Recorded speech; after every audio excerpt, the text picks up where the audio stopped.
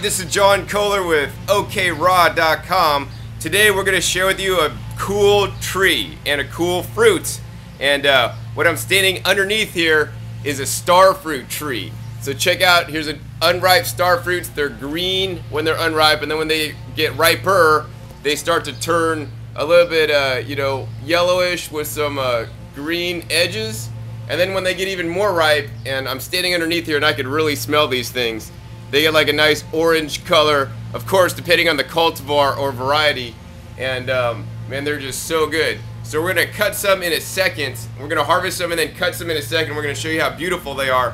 But first, I want to tell you about the star fruit tree. So this is a semi-tropical / tropical tree. It originated, they think, in Sri Lanka, and in the United States, it can be grown in places like Hawaii, Florida, and Puerto Rico. It likes to grow in under 4,000 feet elevation, and it likes to get a lot of water every year. And for those of you that know, and a lot of you don't, this tree mostly resembles the balimbi tree. So how many of you guys out there know what the balimbi tree is? Well, the balimbi tree is known as a tree cucumber tree, and it makes these like cucumber things. And the first time I had a balimbi fruit was in Costa Rica, and I wasn't exactly sure what it was.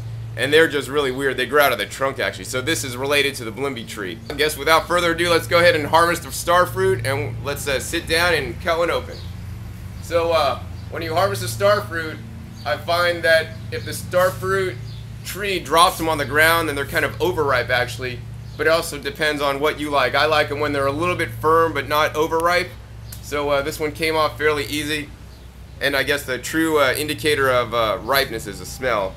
And it smells really great. So let's go ahead and sit down and cut it open and show you how beautiful star fruits are. So we have a bunch of star fruit here that we picked, and the first thing I like to do is I like to just take the knife and cut off the green on the edges. That can be like maybe not so good.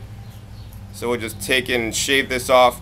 Now the thing is, most of the places you can sometimes find star fruit at your grocery store in the exotic fruit section. And generally it's imported by a company called Melissa's, and they deal in exotic fruits. But the unfortunate thing is, in a lot of cases I've seen star fruit being sold and they're just nowhere near ripe. They're totally like green. So you could get an idea of what they should taste like, but as we know, most fruit sold in the grocery store is not truly ripe. They need to pick it early so that it doesn't expire or go bad and the companies lose their profits.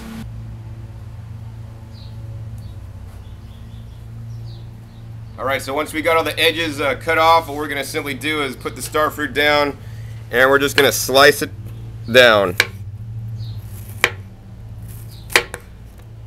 And as you slice it down, you'll see it'll make these beautiful star-shaped patterns, great for putting in a salad or just eating as is.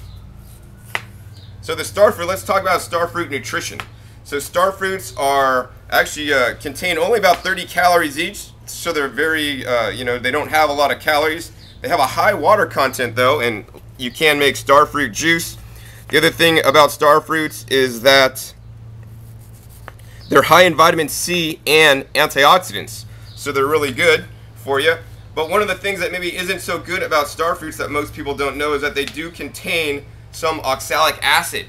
And so if you do have kidney failure or problems with your kidneys, you might want to really chill out on eating a lot of star fruit, because it could, oxalic acid is basically detoxified in the kidneys. But for an average person, it's quite alright. I've enjoyed a dozen star fruit at one time till I felt good, and I've stopped. But here you go. I mean, here we have a whole plate full of star fruit.